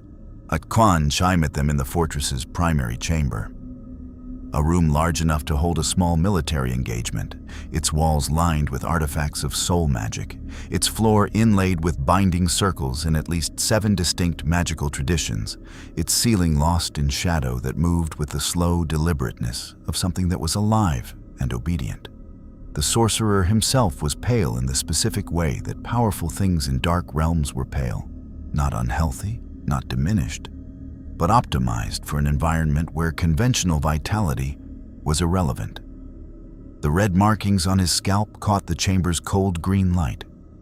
His eyes held the quality of intelligence that had been applied for a very long time to a very specific set of goals and had become extraordinarily good at those goals and perhaps somewhat less good at everything else. He looked at Alucard with the expression of a man who had done extensive homework and was confident in his conclusions. Alucard looked at Quan Chi with the expression of a man who had learned, over several centuries, to be specifically cautious about people who were confident in their conclusions.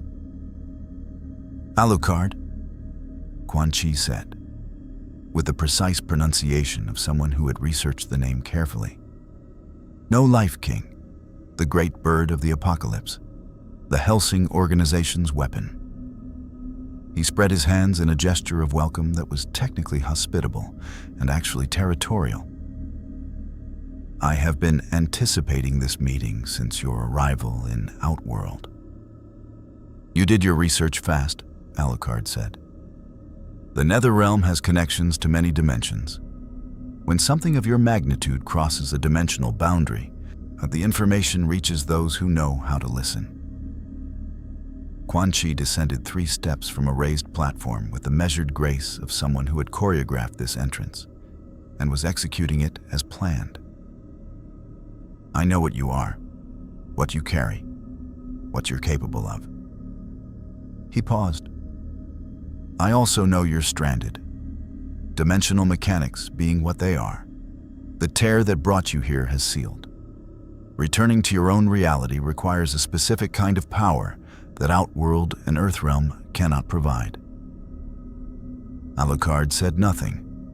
He was listening with the complete attention of something that had learned the hard way that the most dangerous part of any offer was always the setup. The Netherrealm, Quan Chi continued, exists at a dimensional junction. Its position between realms of the living and the dead gives it access to energies that flow between realities rather than within them. With the right ritual, performed at the right location, at the right moment, a passage home could be opened. He let that settle with the practiced timing of a man who had delivered this kind of proposition before and knew exactly how long to let the silence work. I can provide this. In exchange for what? Alucard said. It wasn't a question. It was the acknowledgement that they had arrived at the actual conversation. Your cooperation, Quan Chi said, during Shao Kahn's invasion of Earthrealm, which is coming, imminently, inevitably, regardless of the tournament's outcome. Earthrealm's defenders will resist. They are capable. With you fighting alongside Outworld's forces, utter resistance becomes futile. He tilted his head. You have no stake in Earthrealm's sovereignty, no allegiance to its defenders. You are a guest in this dimension, stranded and without resources. I am offering you passage home in exchange for 1 battle's worth of your capability. The chamber was very quiet. Alucard stood with his hands in his coat pockets and looked at Quan Chi with the expression of a professor examining a student's thesis. Not hostile, not dismissive, but doing a thorough and honest assessment of the work's quality. That's a good offer, he said finally.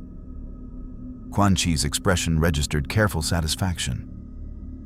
In the sense, Alucard continued, that it's well constructed. You've identified a real need. I do want to go home. Dimensional mechanics are genuinely a problem. Manat, and you've correctly assessed that I have no intrinsic loyalty to Earthrealm's political arrangements.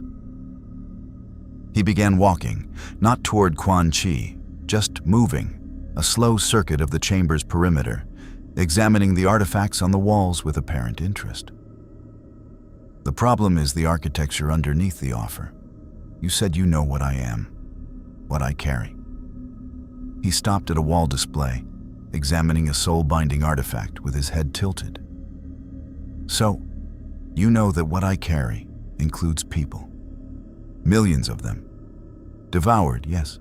Imprisoned, technically. But present. He turned. And a man who has spent his career pressing souls into walls as architectural material is not a man I trust to care, whether those people end up somewhere better or somewhere worse. Quan Chi's expression shifted, fractionally. I'm offering you freedom. You're offering me a door, Alucard corrected pleasantly, that you hold the key to, in exchange for a service that benefits you specifically, with terms that are vague enough to be reinterpreted after completion and payment withheld on a technicality. He spread his hands. I've made deals with things like you before. The paperwork is always the problem. Things like me? Quan Chi said, and something cooled in his voice. Ancient, intelligent, genuinely powerful. Completely convinced that everyone else in the room is operating with less information than you are. Alucard met his eyes directly. The problem with that conviction is that it's usually accurate, right up until the moment it isn't, and then by that point, The gap between usually accurate and accurate right now has become the most expensive mistake you've ever made. The green light in the chamber shifted. The binding circles in the floor activated, not all at once, which would have been obvious, but in sequence, subtle, each one engaging as Alucard passed over it. The ritual geometry of containment surrounding him with the patient methodology of a trap that had been waiting for something worth trapping. Alucard looked down at the circles around his feet. He looked up at Quan Chi. "Oh," he said, with a brightness that was entirely genuine. "A soul trap. An actual soul trap. For me." He appeared to experience something close to delight. "Do you know how long it's been since someone tried to contain me with a circle? Oh, this is charming. The binding is designed for entities of your classification," Quan Chi said. And now the performance of hospitality was gone entirely, replaced with the clean certainty of a man who believed his preparations were sufficient.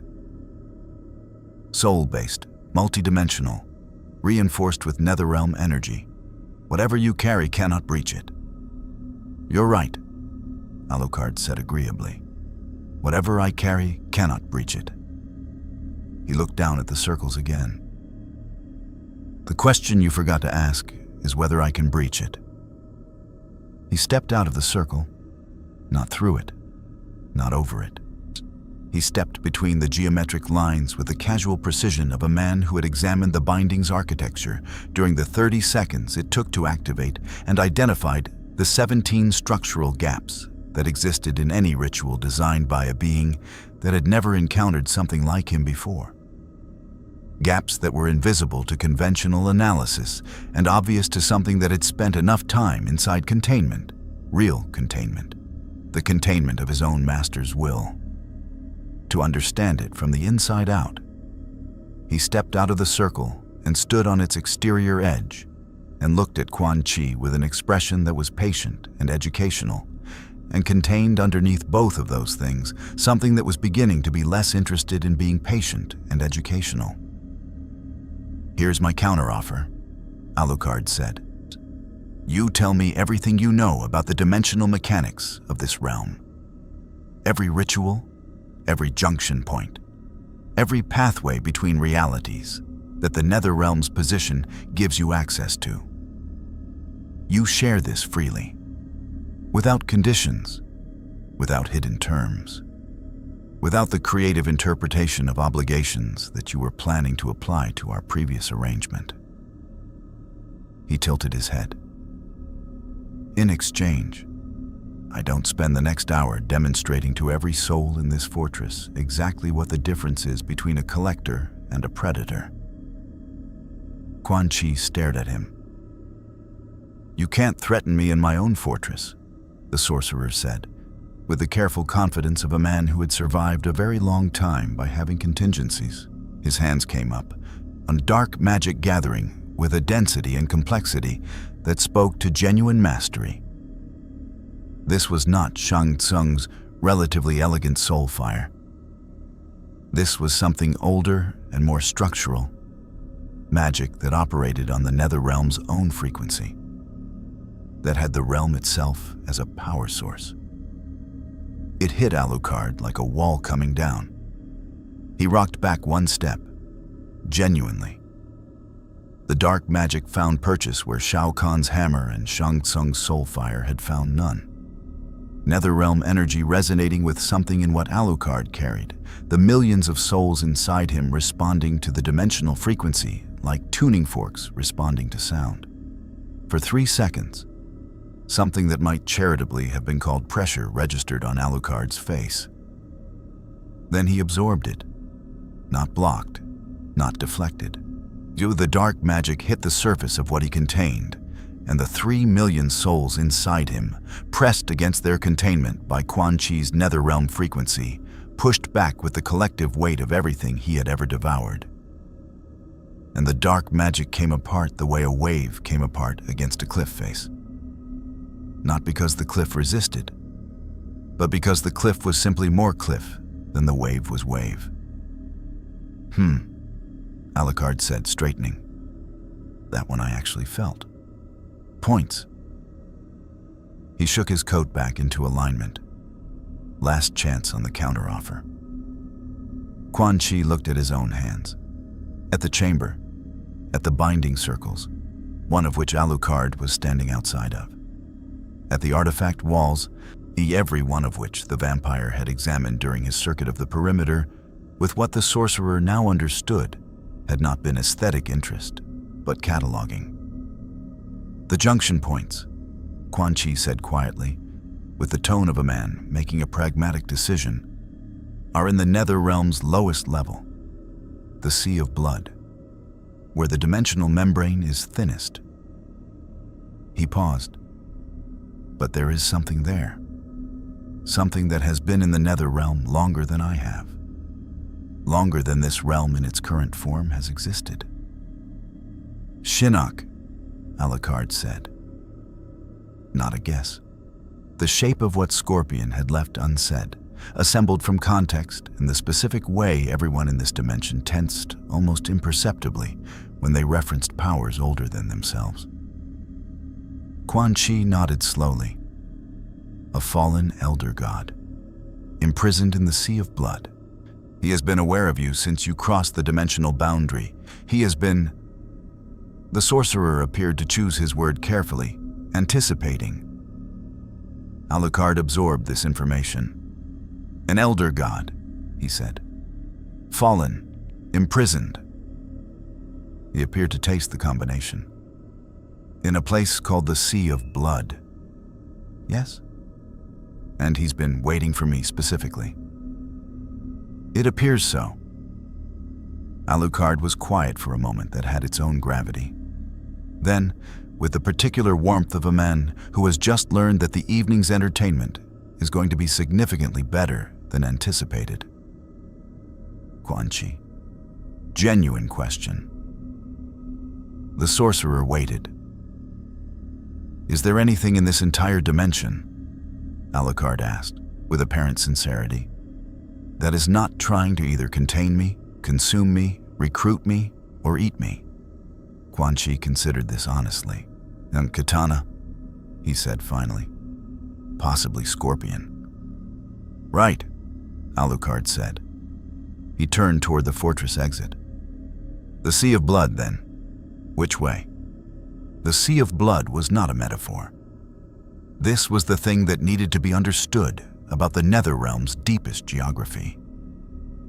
That the language it used to describe itself was not the embellished language of mythology, not the dramatic naming conventions of realms that wanted to sound more impressive than they were, but the plain and accurate terminology of a place that had been what it was for long enough to have earned its descriptions honestly. The Sea of Blood was a sea. It was blood. It stretched from the base of the Netherrealm's lowest cliff face to a horizon that existed at a distance that didn't correspond to the realm's actual dimensions, which meant it was either larger on the inside or the inside was what mattered, and the outside was the lie. The surface moved with the slow, heavy rhythm of something thicker than water, eye-catching the Netherrealm's amber-bruised light in colors that ranged from arterial red to something so dark it was almost black. And the smell of it reached 300 feet up the cliff face, iron and age, and the specific quality of very old violence that had been sitting long enough to ferment into something almost peaceful. Alucard stood at the cliff's edge and looked at it for a long moment. Okay, he said quietly. I'll admit it. This is impressive. He descended to the shore the way he descended everything. Without particular haste, without caution, the shadow pooling at his feet as though tasting each new surface before he committed his weight to it. The blood shore was solid, which was either geological or a courtesy. He chose to interpret it as geological. The sea stretched before him in complete silence, except for the slow movement of its surface, and something underneath that silence. A pressure, subaudible, the way certain sounds existed below the range of hearing but registered in the chest as a vibration that the body interpreted as unease. He had felt this before. Not this specifically, but the category. The presence of something so old and so vast that its existence generated a perceptible field of wrongness in the surrounding reality. The way certain stars generated radiation that made nearby space uninhabitable. He had stood in rooms with things like this, had fought things like this, had, in one notable and extremely unpleasant case, eaten something like this. He stood on the shore of the sea of blood and waited. The surface moved, not the slow, rhythmic movement of the sea's natural behavior. Something purposeful, something rising, a displacement that started at the horizon and moved toward shore with the deliberate pacing of something that had been waiting long enough that a few more seconds of approach didn't register as impatience. The sea parted, not dramatically, not with the theatrical crash of displaced liquid, but with the quiet authority of something for which the sea's behavior was a personal preference rather than a physical constraint. Shinnok rose. He was not large in the way Shao Kahn was large. Shao Kahn's size was the size of physical dominance, scaled to communicate martial supremacy. Shinnok's size was the size of wrongness, of something that existed at a scale that the physical world accommodated only reluctantly, that took up space in reality, the way a fracture took up space in stone.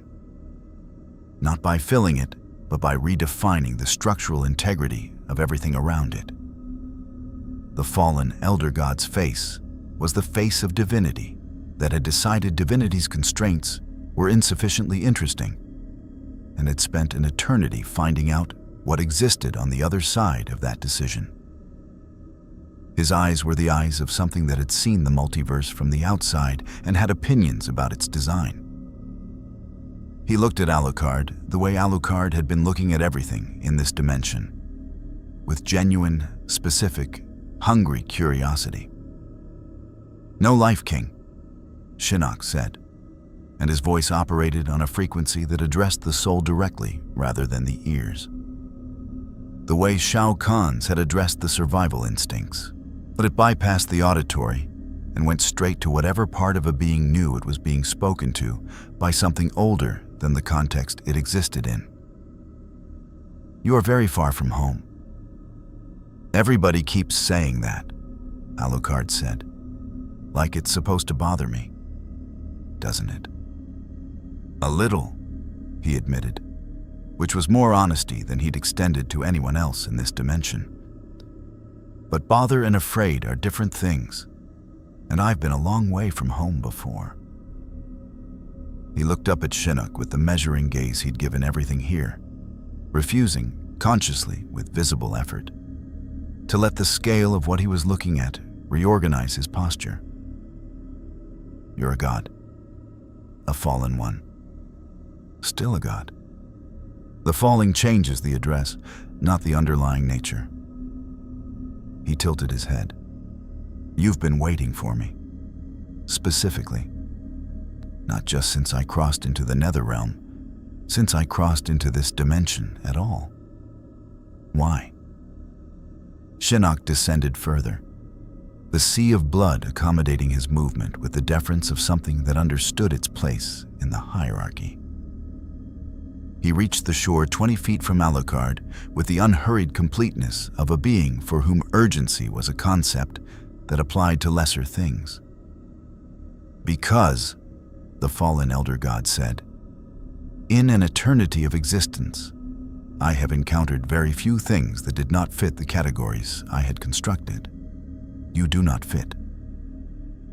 He studied Alucard with the specific attention of a divine intelligence encountering a genuine anomaly.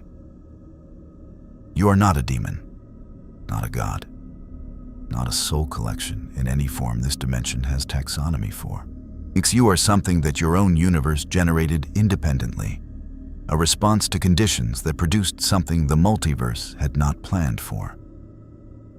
A pause, The multiverse does not like things it is not planned for. Funny, Alucard said. Neither do I usually, yet here we both are. I want to know, Shinnok said, with the directness of something old enough to have stopped performing. What you are, truly. Not the name, not the capability, the nature. What defines you at your deepest level. Alucard was quiet for a moment. It was a real question.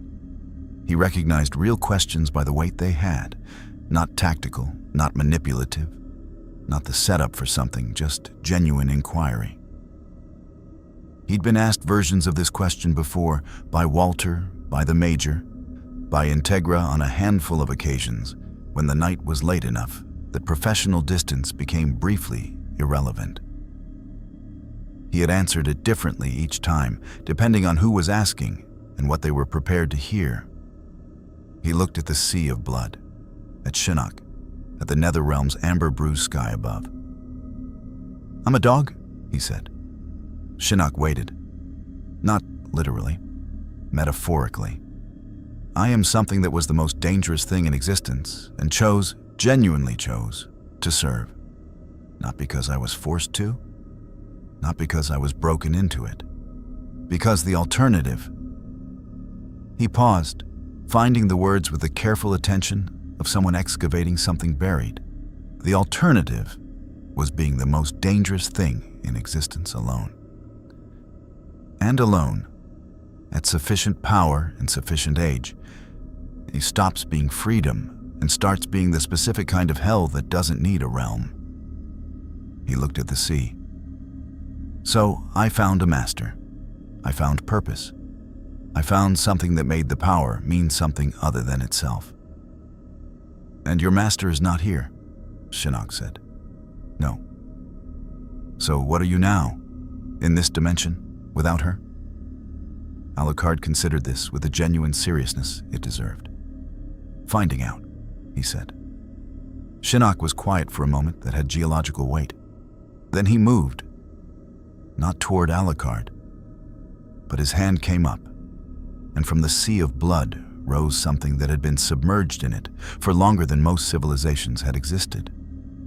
The amulet of Shinnok, his focal point, his connection to the elder god power that his imprisonment had not fully severed, an artifact of divine authority that radiated on a frequency that made the air around it apologize for being ordinary matter.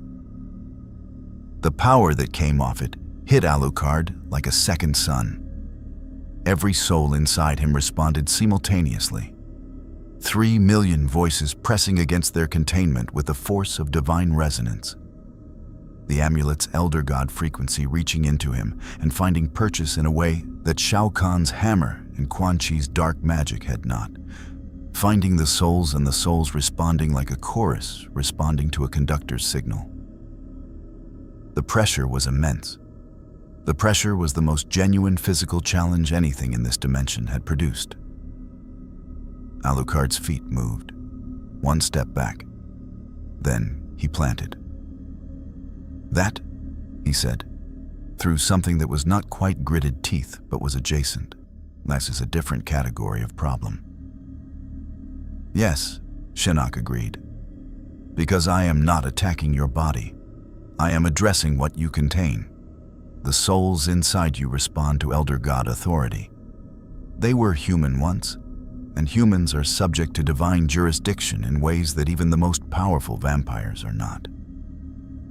He advanced, the amulet's light intensifying. Yield. Let me study you. Let me understand what you are. I offer nothing in exchange. I simply require it. 3 million souls pressing outward. Elder God authority pressing inward. The vampires standing at the intersection. Alucard laughed. It was not a performance. It was not tactical.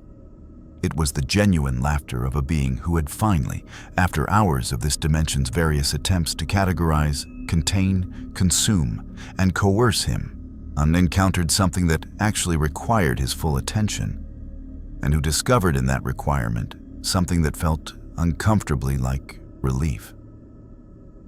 "You're going to require it," he said, with the brightness of someone who has been waiting for permission to stop being polite. An elder god, fallen, imprisoned, operating at partial capacity in a realm of blood. And you're going to require it from me. He stopped laughing. The shadow at his feet stopped being a shadow. Level 0 was not a transformation in the conventional sense.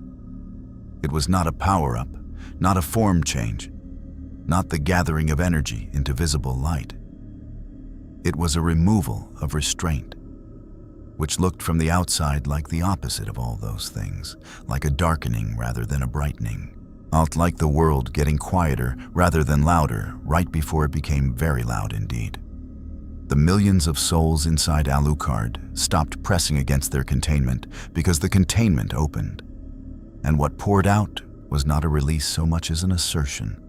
Every devoured life, every consumed monster, every broken enemy manifesting in the space around him in a tide of shadow and form, and accumulated consequence that turned the shore of the Sea of Blood into something that the Sea of Blood itself appeared to find concerning. The shapes in the darkness were not uniform. They were everything he had ever been, and everything he had ever eaten, and everything that had ever tried to make him yield, and found out what yielding was not on the table.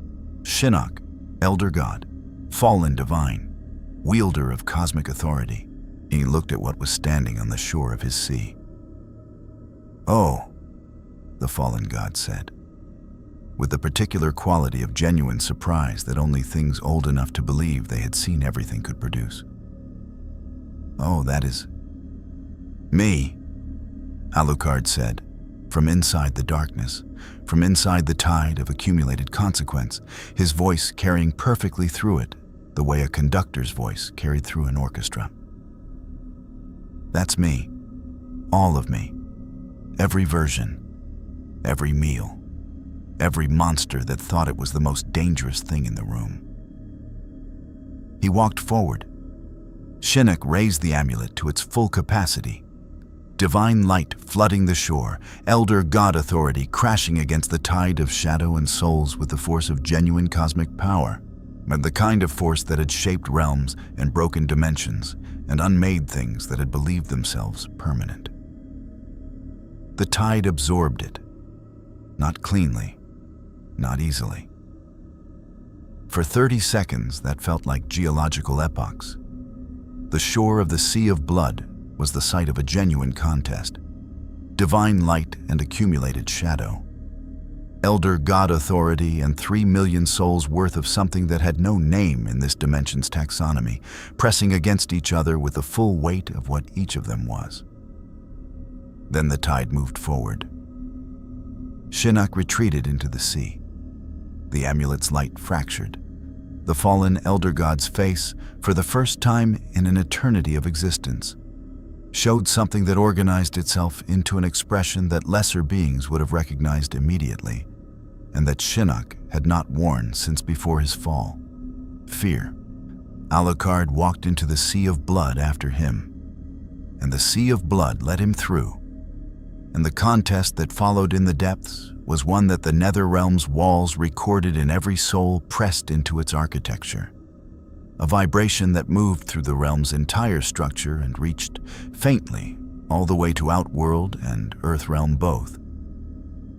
Felt by everyone sensitive enough to detect it as a wrongness in the dimensional fabric. Not destruction, but a negotiation conducted at volumes that reality found uncomfortable. It lasted 4 minutes and 17 seconds. Then the sea was still. Then Alucard walked out of it, coat soaked through with something that was not water, hat somehow still in place, the shadow at his feet drawing back to its normal dimensions with the slow satisfaction of something that had been given adequate exercise. He stood on the shore. He looked at the amulet of Shinnok, which had come to rest on the blood shore during the engagement, its divine light reduced to a steady pulse rather than the blinding assertion of moments ago. He picked it up, examined it, set it in his coat pocket. "Solid 6, he said to the quiet Netherrealm. Maybe a 6.5. The ripple reached Outworld first. It moved through the dimensional fabric the way pressure moved through deep water. Not as a wave that broke on surfaces, but as a change in the fundamental condition of the medium. Everything it passed through briefly aware that something in the Netherrealm's deepest geography had shifted in a way that shifts of that magnitude were not supposed to shift. Shao Kahn felt it in the throne room of his palace, where he had been receiving increasingly unsatisfactory reports about the vampire's movements through his realm. And the feeling it produced in him was one he had not experienced since the last time an elder god had directly addressed him. A vibration in the soul architecture of his own power, a resonance that communicated without words that something in the hierarchy of this dimension had been rearranged.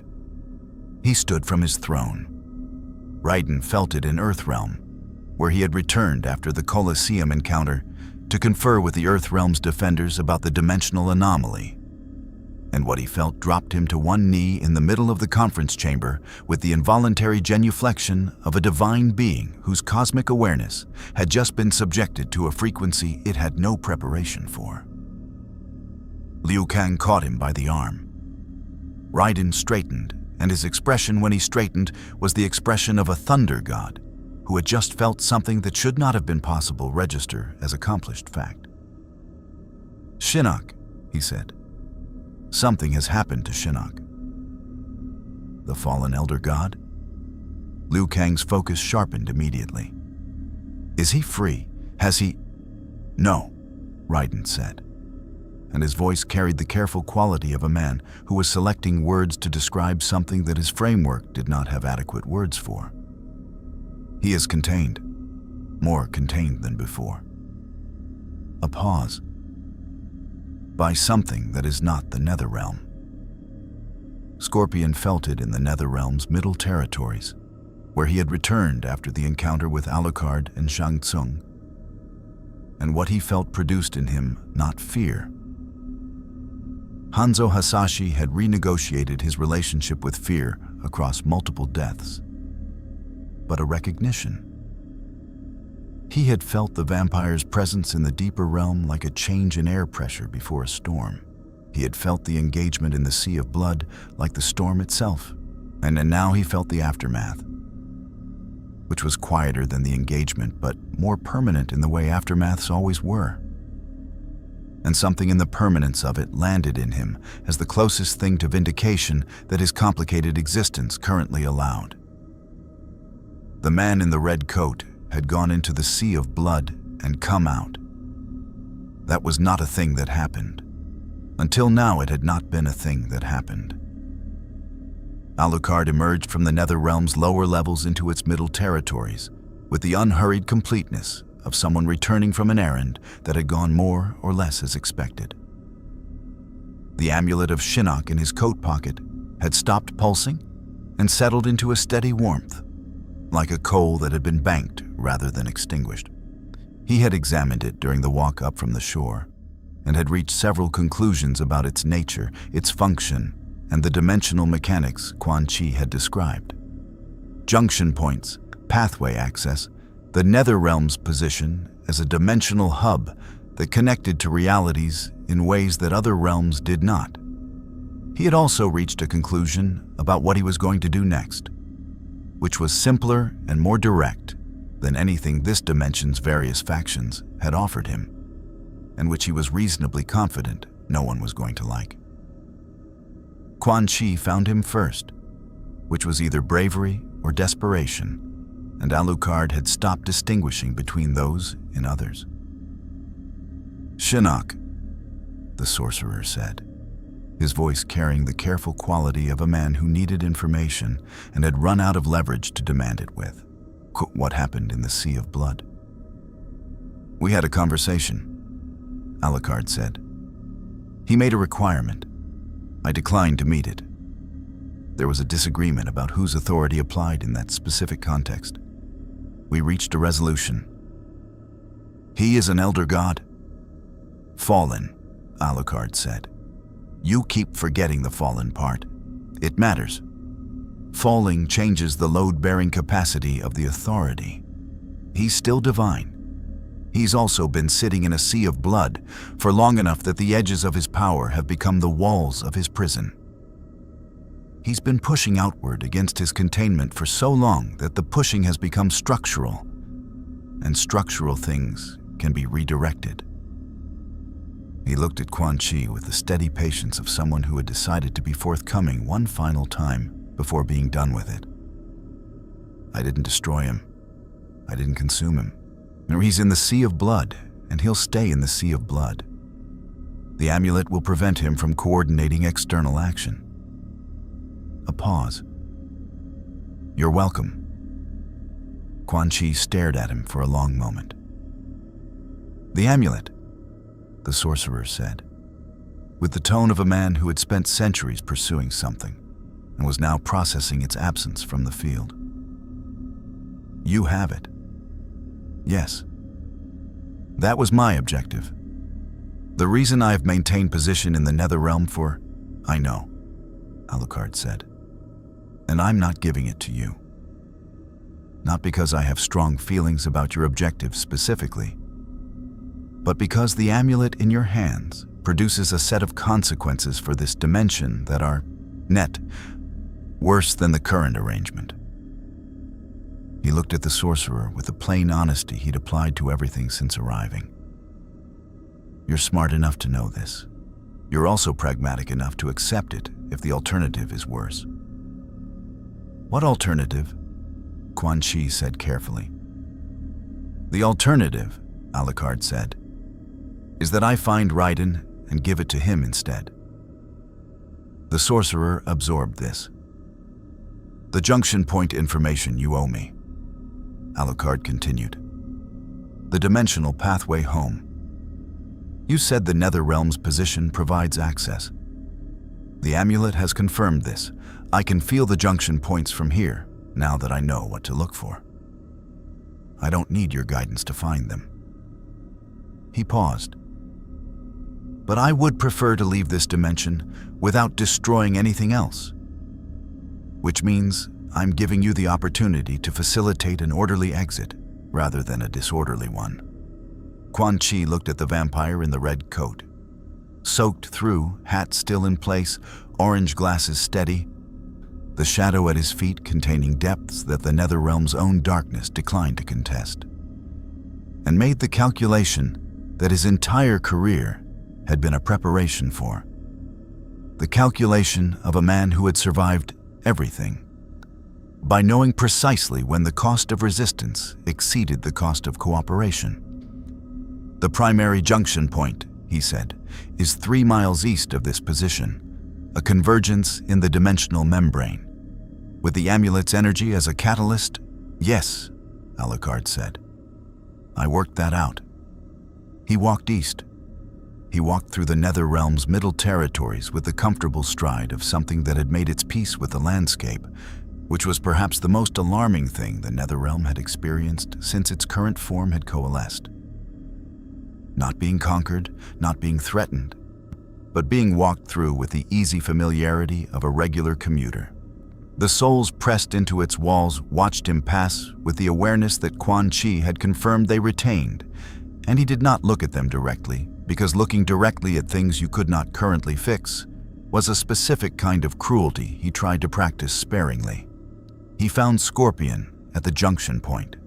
The specter was standing at the edge of a formation where the Netherrealm's dimensional membrane had worn thin enough to be visible, a shimmer in the air, a place where the light bent wrong, where the boundary between this reality and the spaces between realities had the translucency of old glass. He was standing with his arms crossed and the expression of a man who had decided to be present at something without being willing to explain why. Our Alucard stood beside him and looked at the junction point. You could leave, Scorpion said. Not an accusation, an observation with a question inside it.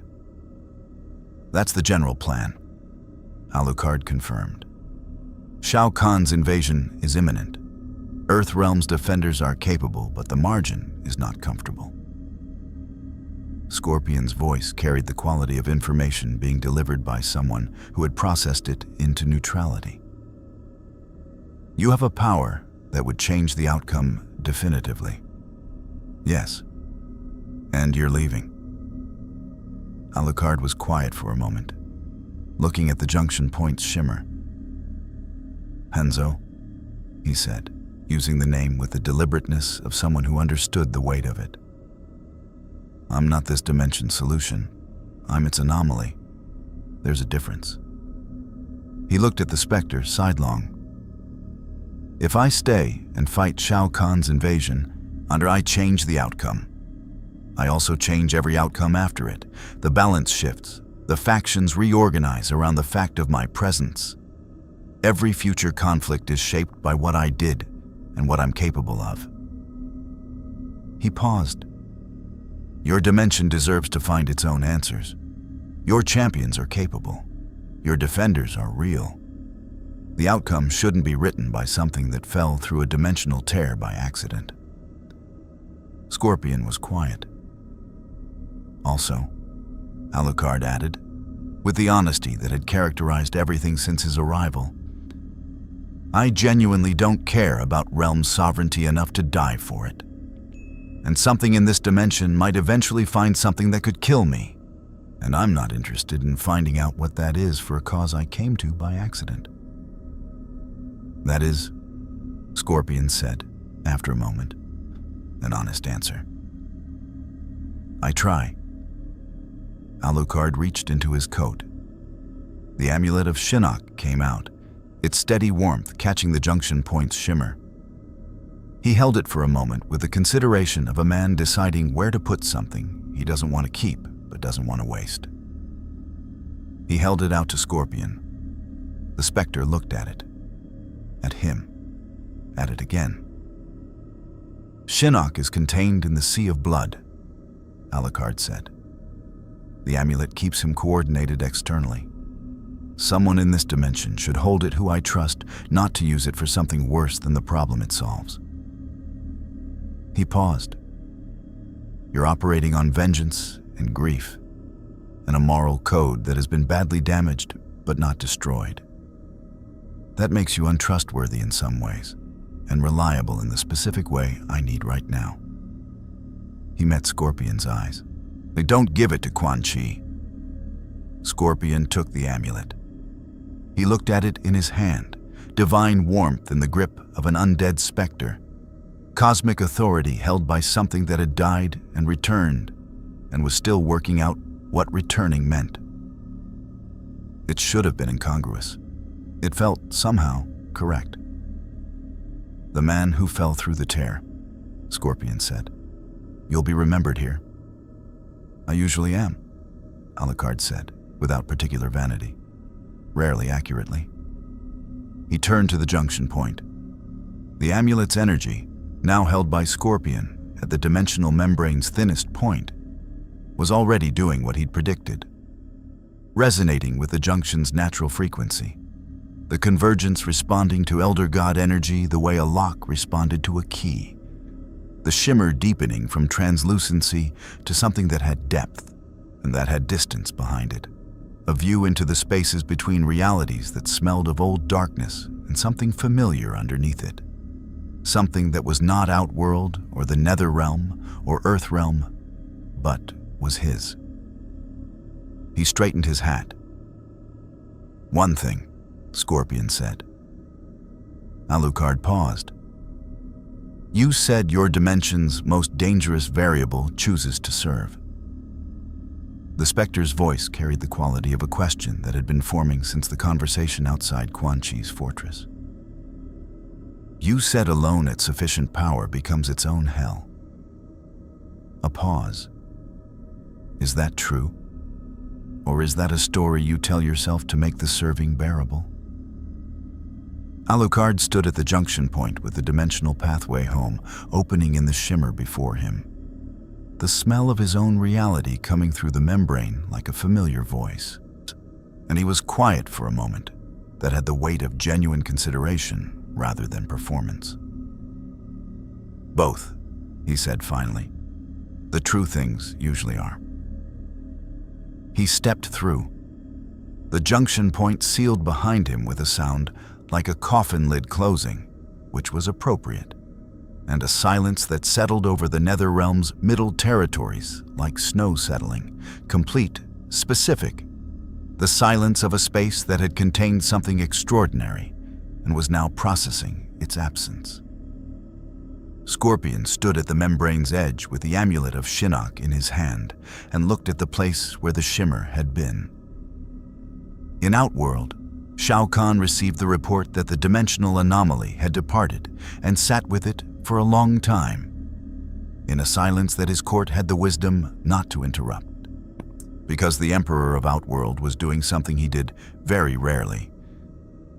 He was being honest with himself about what the last several hours had demonstrated, which was that his dimension contained something he had not known his dimension contained, which was a threshold that everything he had encountered had, and something that had not only exceeded it, but had exceeded it without apparent effort and then left of its own accord. He would not say this to anyone, but he would remember it. In Earthrealm, Raiden felt the junction point seal and stood at his temple's window looking at the sky with the expression of a divine being who had spent several hours with a question that had no precedent in his considerable experience, and was now processing the question's departure without having received its answer, which was in some ways more instructive than an answer would have been. He had encountered powers before that exceeded his own. He had encountered entities that defied his taxonomy. He had not encountered something that defied his taxonomy, declined every offer his dimension made, defeated a fallen elder god in the sea of blood, and then left because it had decided it was done. The universe, Raiden reflected, was larger than his models of it. This was not a comfortable reflection. It was, however, probably a necessary one. The thing about dimensions was that they remembered. Not in the way that living things remembered, not with nostalgia or regret or the selective editing that conscious memory performed on raw experience, but in the deeper, more structural way that places remembered, the way stone remembered pressure and water remembered the shape of the banks it had carved. The Koliseum's floor remembered 47 minutes of fruitless imperial assault against something that had not moved unless it chose to. The Netherrealm's walls remembered a presence that had walked through them with the comfortable familiarity of a related phenomenon. The Sea of Blood remembered something that had walked into it after a fallen elder god and walked back out, soaked through, hat in place, rating the experience a solid 6. These memories would not fade. They were structural now, load-bearing, part of what the Mortal Kombat dimension was in a way it had not been before. A tear in the dimensional fabric deposited a vampire in a red coat onto the Koliseum's upper observation platform, with the casual energy of a mildly inconvenienced commuter. Shao Kahn would invade Earthrealm. The champions would fight. The outcome would be determined by the dimension's own forces, its own heroes and villains, and the complicated moral territory between them, exactly as it should be. The anomaly had declined to write that story. It had its own story in its own dimension, with a small, terrifying master who did not yet know her weapon had taken a brief and entirely unauthorized interdimensional holiday. Scorpion kept the amulet. He did not give it to Quan Chi. Somewhere between dimensions, in the spaces between realities where nothing lived and everything passed through eventually, a figure in a red coat moved through the dark with his hands in his pockets and his hat tilted back slightly. And if anything had been present in that between space to observe him, it would have noticed that he was smiling. Not the performance smile, not the predatory smile, not the smile that was a warning signal dressed up as an expression, but something quieter and more private, the smile of a being that had gone somewhere unexpected and found, in the finding, something it had not anticipated. That being told, even the most dangerous thing in existence occasionally needed a change of scenery.